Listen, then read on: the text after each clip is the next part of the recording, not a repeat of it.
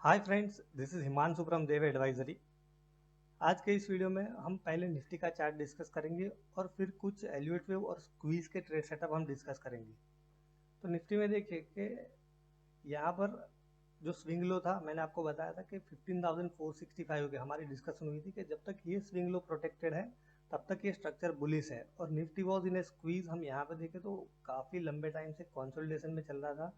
Here there was a high compression squeeze, ये fire होने का ट्राई किया, then we got a chop. यहाँ पर देखिए कि एक पैनिक लो बनाया था, वो भी कंसेप्ट मैंने आपके साथ एक्सप्लेन किया हुआ है कि पैनिक लो था यहाँ पर। और इस टाइम पे भी मैंने प्रीमियम क्लाइंट्स को अपडेट दिया था कि जब तक ये जो स्विंग लो है दैट इज अराउंड 15,465 उसको ब्रीच नहीं करता है तब तक ये स्ट्रक्चर काफ़ी स्ट्रांग है। And now the squeeze has started firing. अब ये स्क्वीज फायर होती है तो कहाँ जाके अटकेगी वो कहना मुश्किल है, बट अब हमें निफ्टी में बाय ऑन डिक्लाइन का अप्रोच रखना चाहिए, इतना ही मैं कहूँगा। और 50 EMA के आसपास का हम ट्रेल स्टॉप लॉस यहाँ पे प्लान कर सकते हैं। अब हम यहाँ पर एलिवेट वे को कुछ ट्रेड सेटअप डिस्कस करते हैं। पहले कि मैंने आज आपको क्यूमिंस का टेलीग्राम में अपडेट दिया था। अगर टेलीग्राम चैनल आपको ज्वाइन करनी है तो उसकी लिंक डिस्क्रिप्शन बॉक्स में आप जाके ज्वाइन कर सकते हो, वहाँ पर मैं रेगुलर कुछ अपडेट्स देता रहता हूँ। और ये स्ट्रक्चर मैंने कोर्स के सब्सक्राइबर को भी अपडेट दिया था मॉर्निंग में ही, and they can understand very easily. बीच में भी हमने ये स्ट्रक्चर डिस्कस किया था क्यूमिंस का एक वीडियो में, अगर आपको ध्यान हो तो, कि ये फोर्थ रो का करेक्शन है और फिर हम फिफ्थ के लिए जा सकते हैं यहाँ पर। अब हम उसको डिटेल में नहीं जाते, बट ये जो स्ट्रक्चर है उसको मैं डिस्कस करता हूँ कि एलिवेट वेव की एक बेसिक रिदम होती है। कल भी मैंने आपको बताया कि इम्पल्स करेक्शन इम्पल्स, बट उसके लिए क्या है कि आपको थोड़ा स्ट्रक्चर समझ में आना चाहिए कि कौन से वेव में है। तो ये फिफ्थ वेव में थे हम, डेली का जो फिफ्थ वेव है उसमें। और उसमें क्या था, ये वेव वन था। और ये जो पूरा रिट्रेसमेंट ले हम यहाँ पर, ये जो करेक्टिव मूव है उसका पूरा रिट्रेसमेंट ले, तो आप देखिए कि एग्जैक्टली अराउंड 0.5 के आसपास है। दैट मीन्स कि ये वेव वन है, जो फिफ्थ बन रहा है इट इज ऑलवेज इम्पल्सिव, तो उसका वेव वन है और ये वेव टू का रिट्रेसमेंट है। और अब क्या है कि this is the third wave, ये जो फिफ्थ वेव है उसका थर्ड वेव है। और ये करेक्टिव पैटर्न्स को भी हम एनालाइज करें थोड़ा, because this patterns are repeated again and again. आप देखिए कि यहाँ पर वेव बी का हम रिट्रेसमेंट ले तो दैट वाज एग्जैक्टली अराउंड 0.618। और यहाँ पर हम देखें कि वेव सी का जो एक्सटेंशन है वो कहाँ पर है, तो वेव सी का हम एक्सटेंशन लेते हैं यहाँ पर, तो देखिए एग्जैक्टली अराउंड 100% के आसपास है। हमने देखा कि ये जो पूरा करेक्शन था, ये जो इम्पल्स है उसको कहाँ करेक्ट किया, 50% का रिट्रेसमेंट था within wave C, within wave two. ये जो टू वेव है एबीसी से लेबल किया है, उसमें सी वेव का जो एक्सटेंशन था that was 100% of wave A. So chances were very high कि यहाँ पर ये करेक्शन खत्म ही हो गया था। और पहले भी मैंने आपको डिस्कस किया जैसे कि मैं कुछ पोजीशन होल्ड कर रहा हूँ, आज मैंने स्केल अप किया है और यहाँ पर आज का जो हाई है उसको क्रॉस किया। अभी भी मैंने एक भी रुपये का प्रॉफिट बुक नहीं किया है उसमें। This structure looks very strong to me. तो अब हम यहाँ पे टारगेट क्या एक्सपेक्ट कर सकते हैं, how you can establish the logical targets using Fibonacci levels, वो मैं आपको बताता हूँ। पहले हमने डिस्कस किया कि ये फोर्थ वेव का करेक्शन है डेली का और फिफ्थ के लिए जा रहे हैं, तो फिफ्थ वेव में क्या टारगेट एक्सपेक्ट करते हैं वो देखते हैं पहले। So we will measure the distance from 0 to 3, -4 कर दें तो देखिए कि 995 के आसपास की एक मिनिमम एक्सपेक्टेशन आ रही है, मिनिमम टारगेट ही डिस्कस कर रहे हैं यहाँ पर। दूसरा मैंने जैसे बताया ये कि जो फिफ्थ है ये उसका वेव वन है, ये टू है और ये थर्ड वेव हो सकता है अब जो ब्रेकआउट है। तो अब यहाँ पे थर्ड वेव का जो नॉर्मल एक्सटेंशन लेवल होता है वो क्या होता है, 1.618 होता है। तो हम यहाँ पे देखते हैं कि एक्सटेंशन लेते हैं यहाँ से ये वेव वन स्टार्ट हुआ 0 to 1 और ये वेव टू है ऐसा हम एज्यूम कर रहे हैं। सो 1.618 का लेवल जो आता है दैट इज अराउंड 1089। बट 100% की भी हम एक्सपेक्टेशन लेके wave three is equal to wave one, तो 987 के आसपास का एक टारगेट हमें मिल रहा है। और यहाँ पे देखिए कि जो मिनिमम एक्सपेक्टेशन है ये पूरी पैटर्न की, उसका लेवल भी अराउंड 990 के आसपास है। That means 990 should be our minimum expectation, कि वहाँ तक तो ये जा सकता है, उसकी पूरी प्रोबेबिलिटी यहाँ पर लग रही है। पहले जब हमने एनालाइज किया था तब ये स्टॉप लॉस था, फिर ये हाई बना के आया, तब मैंने बताया था कि अब यहाँ पर हम स्टॉप लॉस 800 के आसपास का कर सकते हैं। और अब ये जो ब्रेकआउट आया है तो अब कहाँ we will further trail the stop loss to this swing low. ये जो स्विंग लो है 820, तो 820 का स्टॉप लॉस लगा के इसको होल्ड कर सकते हैं। 1000 को भी क्रॉस कर सकता है, but 990 is our minimum expectation. तो आई होप कि ये चीज़ मैंने आपके साथ जो डिस्कस की थी टेलीग्राम पे तो आपको हेल्पफुल रही होगी। फिर कल मैंने आपके साथ डिस्कस किया था बाटा, उस पर हम थोड़ा ब्रीफ लेते हैं कि देखिए कि जो टारगेट जोन था उसको यहाँ पर हिट किया है, कल डिटेल में मैंने आपको ऑलरेडी बताया हुआ है। Recently we have discuss JK tyre.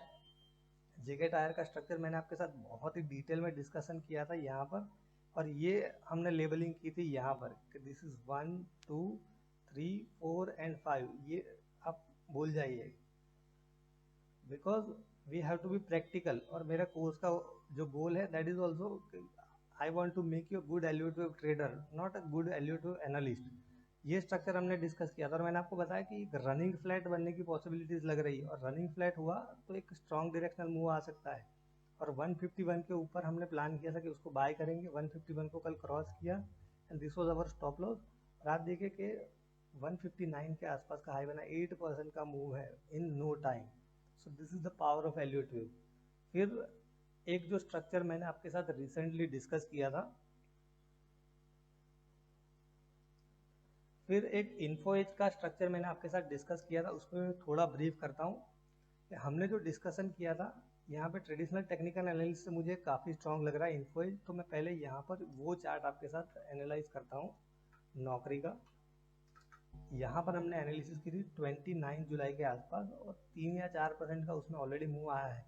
और ये ट्रेडिशनल टेक्निकल एनालिसिस इसलिए हम उसको देख रहे हैं कि यहाँ पे जो माइनर हर्डल था 5360 के आसपास, उसको क्रॉस करके उसके ऊपर क्लोजिंग दिया है। So this is a very good signal.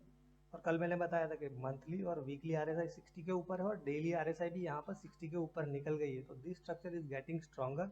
अब यहाँ पे थोड़ा बहुत हर्डल है, यहाँ पे 5450 से लेके 5430 का जो जोन है, दिस जोन 5450 से लेके 5430 सॉरी, ये जो जोन है एक माइनर हर्डल हो सकता है। अब ये ट्रेड को आप ढंग से मैनेज कर सकते हो। मैंने जैसे कल बताया कि 50 EMA का स्टॉप लॉस लगाना है तो उस तरह से प्लान कर सकते हो। और 125 मिनट में हमने यहाँ एनालिसिस की थी। अब देखिए कि एक रेंज से बाहर आने का ही ट्राई कर रहा है, डबल बॉटम जैसी पैटर्न लग रही है। सो हमारा 6000 प्लस का टारगेट है, तो आप इसको ढंग से मैनेज कर सकते हो।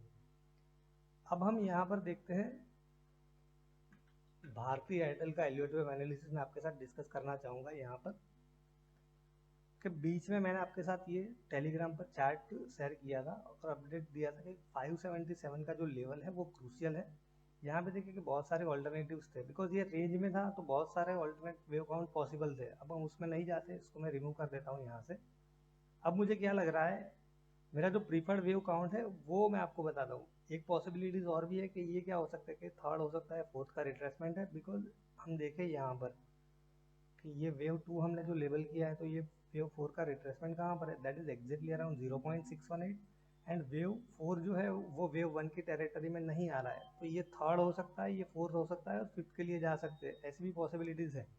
But as per the guidelines of wave principle, wave 4 में नॉर्मली एक सैलो रिट्रेसमेंट होता है, इतना बड़ा करेक्शन नहीं होता है। तो मेरा मानना ये है, this are my preferred wave counts, कि ये वेव 1 है, ये वेव 2 है। और अब क्या है कि हम जो थर्ड वेव बन रहा है डेली का, हायर डिग्री का, सॉरी ये हायर डिग्रीज के वेव है और ये डेली के वेव काउंट है। तो जो हायर डिग्री का थर्ड वेव बन रहा है उसके थर्ड वेव में, दैट मीन्स के we are in wave 3 of a daily, third wave में है, ऐसी पॉसिबिलिटी है। मैंने यहाँ पे क्वेश्चन मार्क रखा था उस टाइम पे भी, आप चार्ट जाके देखोगे तो पता चलेगा, because this level was important, wave 1 का हाई क्रॉस करना जरूरी था।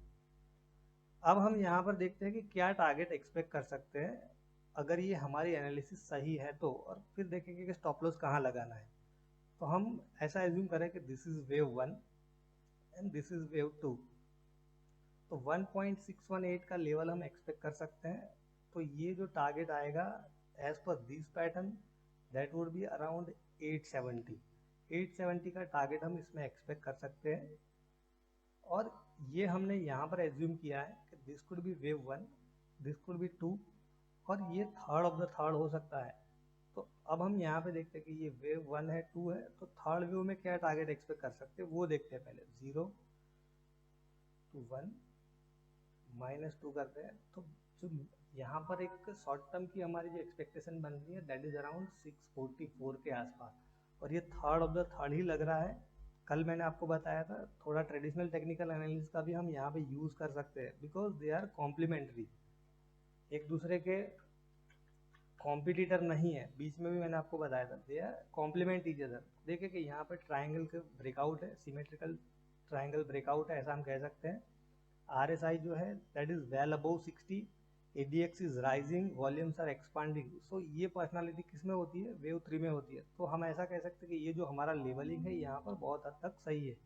तो अब स्टॉप लॉस कहाँ पे प्लान करना है, तो 50 EMA का स्टॉप लॉस ले सकते हैं। तो 50 EMA कहाँ है वो देखते हैं हम। यहाँ पे देखिए 50 EMA इज अराउंड 540 के आसपास, और कुछ हॉरिजॉन्टल सपोर्ट यहाँ पर है। और ये जो कैंडल है उसका लो भी हम स्टॉप लॉस के तौर पर ले सकते हैं। ये जो कैंडल है उसका लो हम देखें दैट इज अराउंड 537, और यहाँ पे 535 के आसपास हॉरिजॉन्टल सपोर्ट भी है। तो दैट मीन्स 535 का एक स्टॉप लॉस हम यहाँ से ले सकते हैं।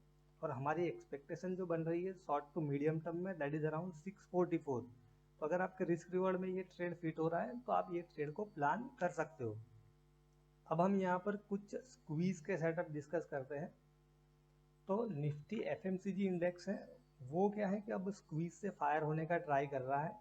यहाँ पर देखिए बीच में भी मैंने बताया था कि निफ्टी FMCG इंडेक्स जो है वो स्क्वीज में था, फिर यहाँ पे कंसोलिडेशन था, फिर ये ब्रेकआउट देने का ट्राई किया यहाँ पर and we got a chop, और यहाँ पे एक अच्छा ब्रेकआउट दिया और ये रेंज इससे बाहर निकल गया है। देख रहे हो ये जो रेंज थी वो रेंज को ब्रेक करके उसके ऊपर क्लोज दिया है। This could be a strong signal कि ये स्क्वीज यहाँ से फायर हो सकती है। और निफ्टी FMCG में ऑलरेडी मैंने आपके साथ डिस्कस किया है टाटा कंज्यूमर प्रोडक्ट। ये अभी क्या है कि हाई कॉम्प्रेशन स्क्वीज है इसमें, शायद आज नंबर्स भी है, नंबर्स कैसे वो मुझे ध्यान नहीं है। बट यहाँ पे देखिए कि सेटअप अच्छा है, ये एक पैनिक लो बना के आया है, उसी का हम स्टॉप लॉस ले सकते हैं दैट इज अराउंड 739, और इसको होल्ड करने का ट्राई कर सकते हैं। और स्क्वीज में कहाँ जाके अटकेगा वो कहना मुश्किल है, तो टारगेट हमें नहीं पता है, वी कैन ट्रेल। तो इस तरह से इसको हम प्लान कर सकते हैं। अनदर स्टॉक जो स्क्वीज में है डाबर इंडिया।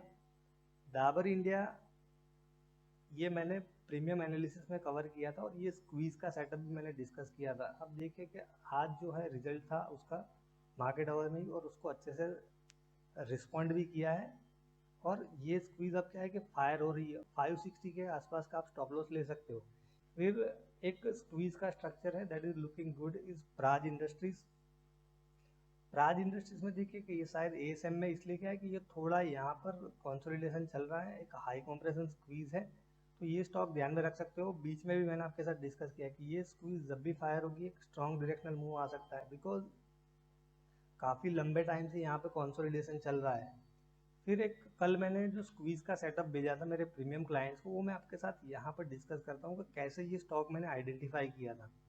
UBL मैंने कल अपडेट भेजा था मेरे जितने भी प्रीमियम क्लाइंट्स हैं कि आज का जो हाई है दैट वाज अराउंड 1450। अगर 1450 को क्रॉस करेगा तो मॉर्निंग में इंट्राडे में इसमें एक अच्छा मोमेंटम बन सकता है, दिस कैन एक्सप्लोड। अब आप देखिए यहाँ पर मेरा सिंपल रीज़न ये था कि जो 20 यहाँ पे देखिए कि all the moving average are positively stacked up, तो टेक्निकल स्ट्रेंथ वाज एक्सलेंट। यहाँ पे हाई कंप्रेशन स्क्वीज थी, और ये डाउन साइड मोमेंटम है वो धीरे धीरे स्लो हो रहा था। यहाँ पे देख रहे हो ऑलमोस्ट जो ऑसिलेटर है वो जीरो हो गया था, and most importantly we were above 20 और 8 EMA जो लाइन है उसके ऊपर थे, एंड देयर वाज इनसाइड बार। आप देख रहे हो this was an inside candle, inside candle थी यहाँ पर, और ब्लू बार बना था। तो बहुत ही स्ट्रॉन्ग सिग्नल था कि ये स्टॉक क्या है कि एक्सप्लोड हो सकता है। और आज देखिए इंट्राडे में हाई बनाया था 51538 के आसपास का। तो this is the power of squeeze. So I hope friends कि ये सब चीज़ें मैंने जो आपके साथ डिस्कस की है it might help you in your trading. Thank you.